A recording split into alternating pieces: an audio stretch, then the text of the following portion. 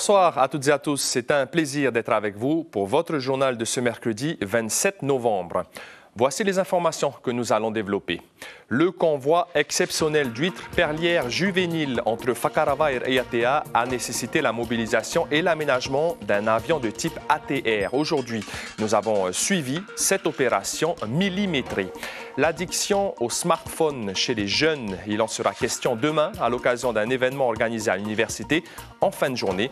L'utilisation abusive des écrans nuit au développement intellectuel et social, c'est avéré, mais les ados n'en ont que faire.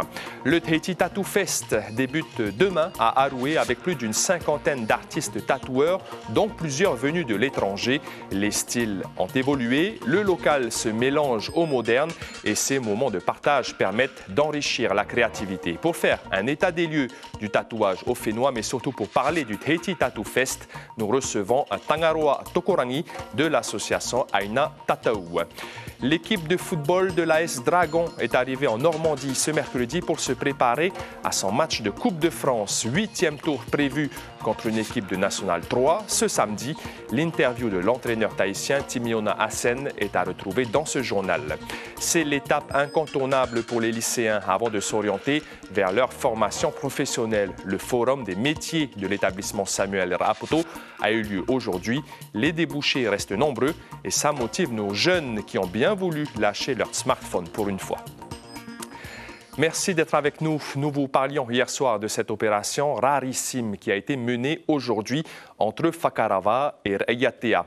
Le transport de naissins d'huîtres perlières à bord d'un avion spécialement aménagé et affrété pour l'occasion. Ces huîtres perlières sont destinées à des fermes de Taha et Raiatea. Ayata Tarahu et Melissa Chong ont suivi le transport délicat des tuteurs de l'océan jusque dans l'avion.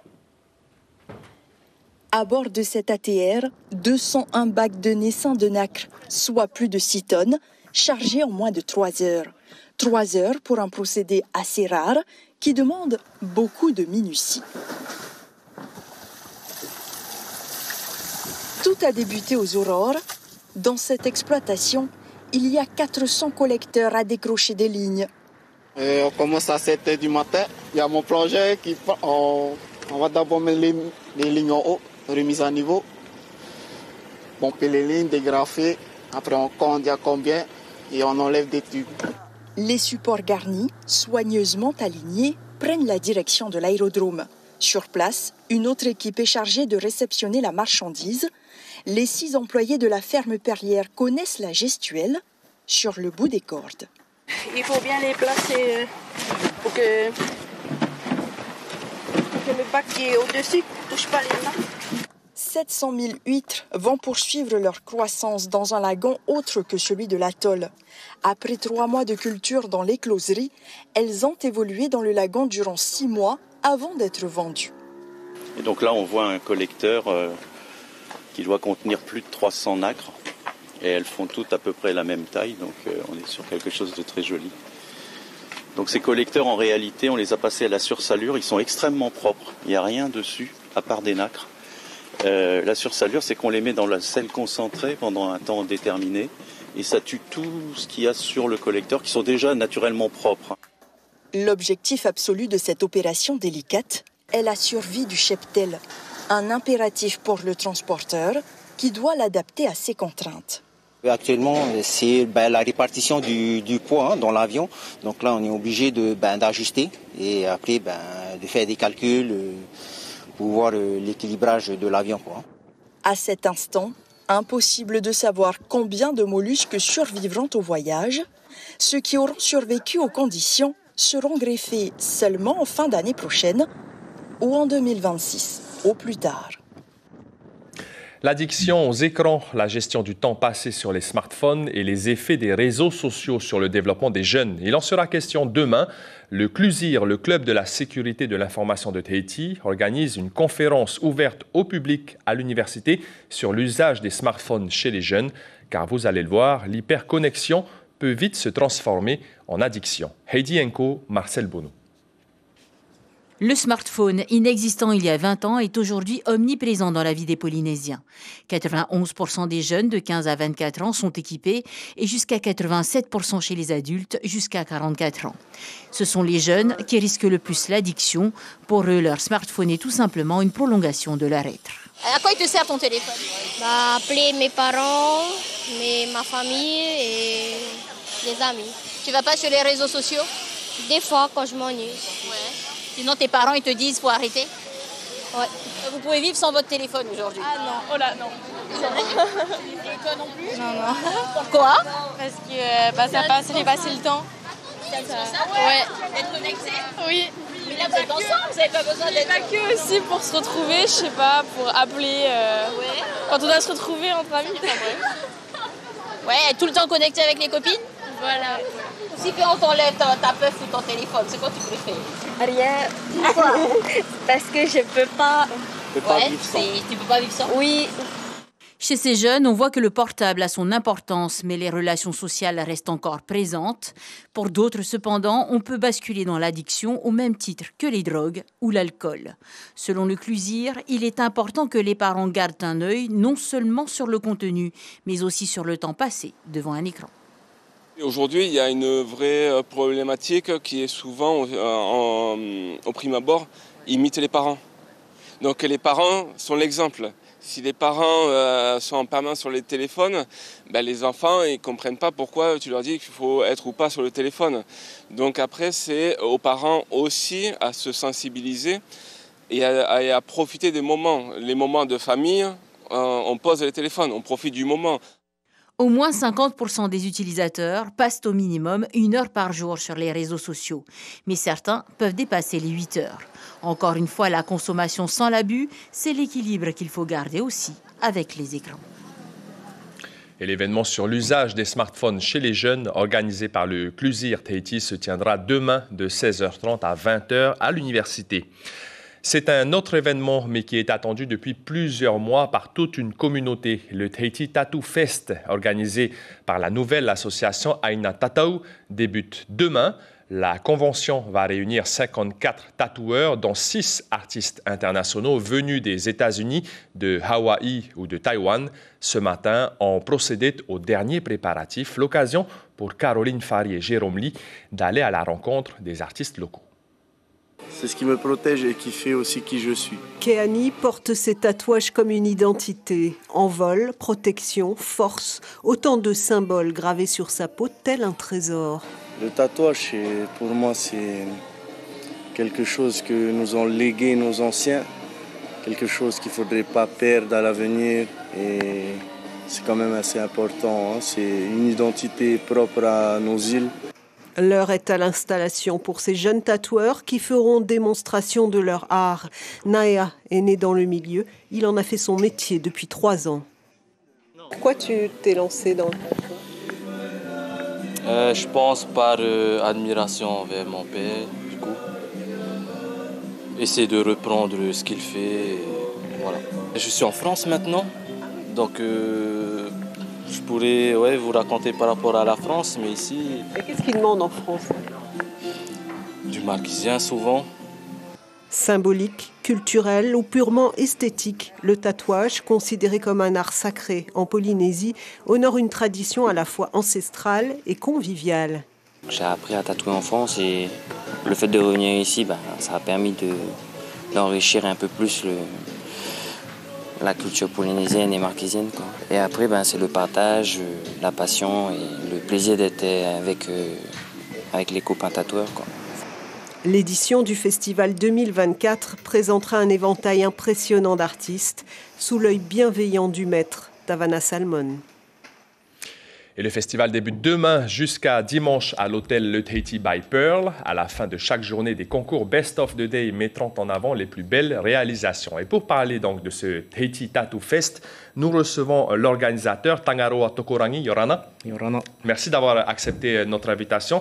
L'événement commence demain et en général, les rendez-vous sont déjà bookés pour les tatoueurs. Mais comment ça se passe pour quelqu'un, un visiteur lambda qui souhaite se faire tatouer ou aller voir, aller regarder?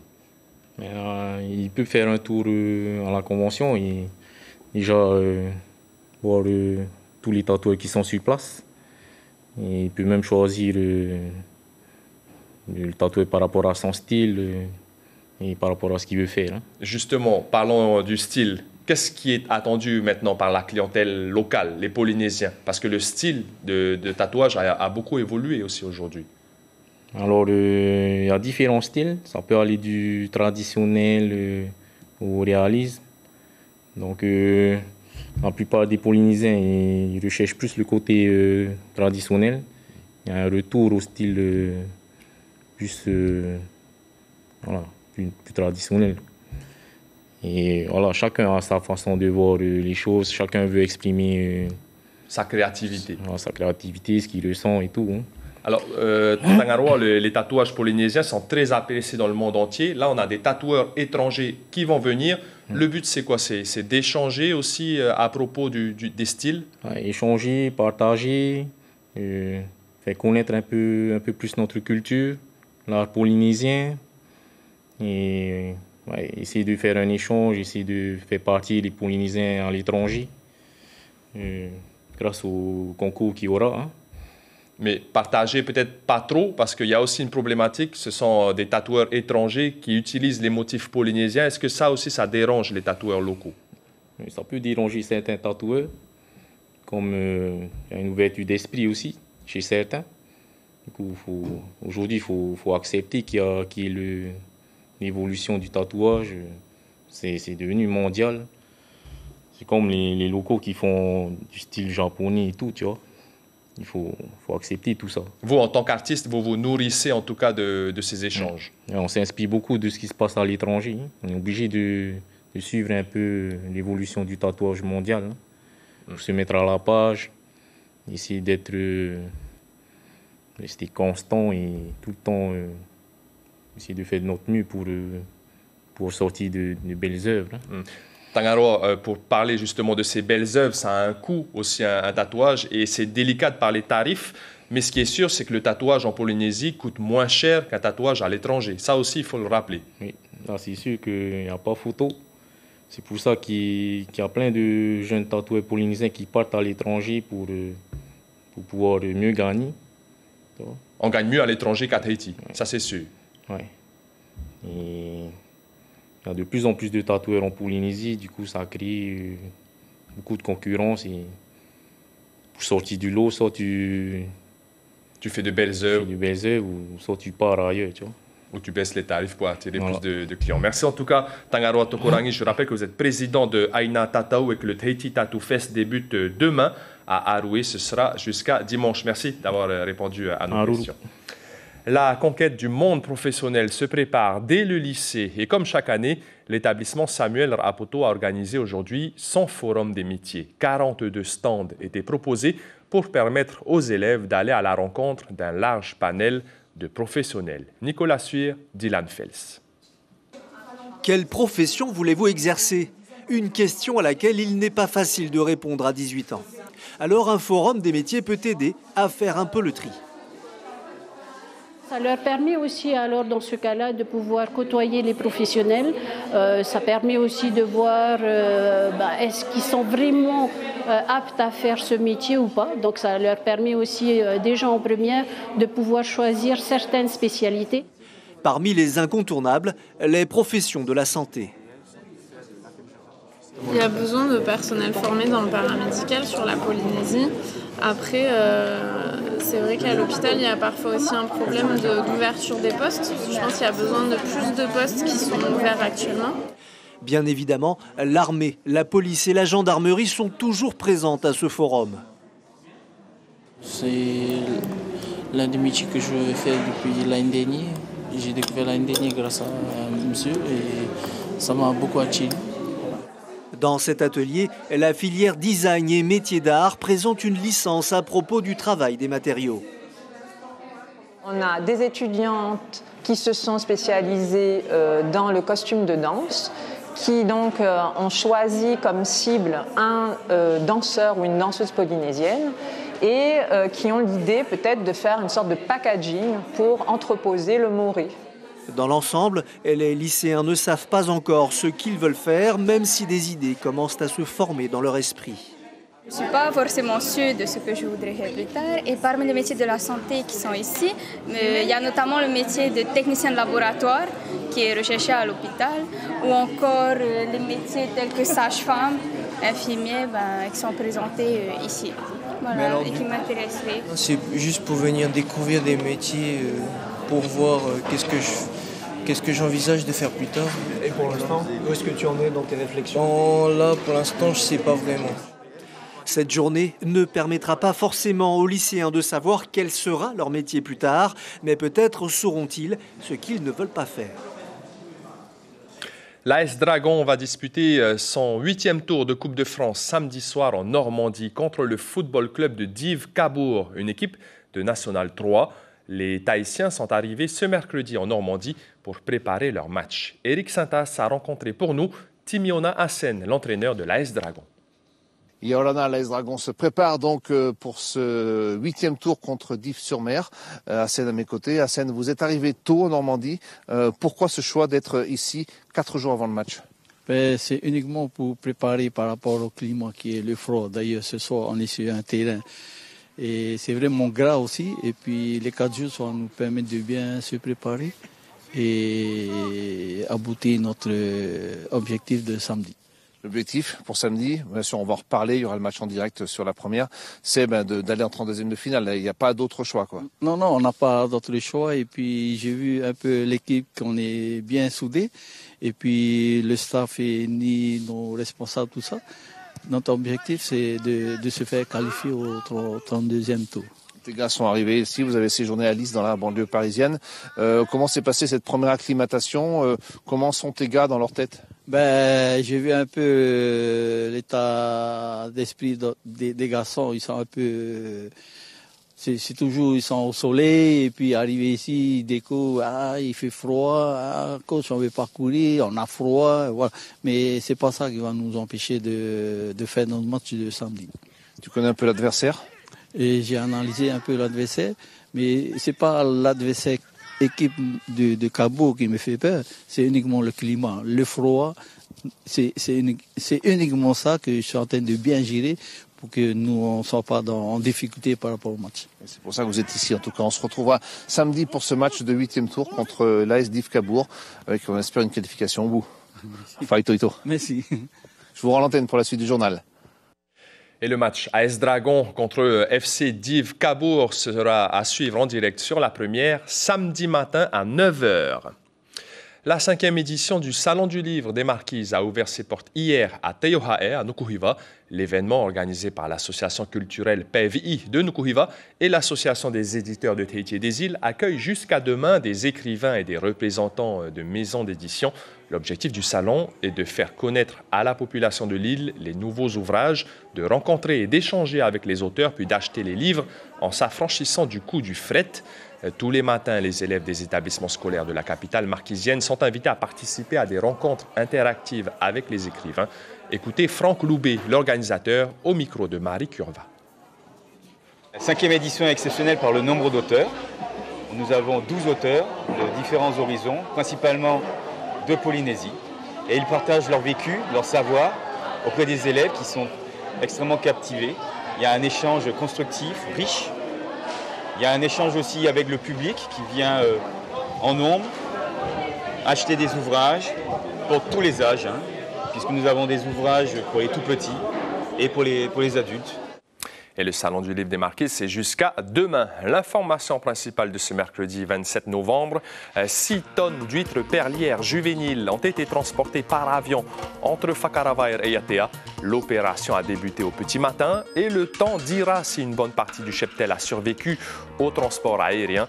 Les huîtres seront greffées l'année prochaine ou en 2026 au plus tard dans des fermes perlières de Yatea et de Ta'a. À la une de Tahiti Info, demain jeudi, recyclage solidaire à Mataiea. Sur votre petit écran ce soir, Polynésie la Première vous propose un documentaire sur la vanille Bourbon de la Réunion, puis 2 épisodes de la nouvelle série étoile Caraïbes. C'est la fin de ce journal. Merci de votre fidélité. Passez une excellente soirée. À demain. Prenez bien soin de vous.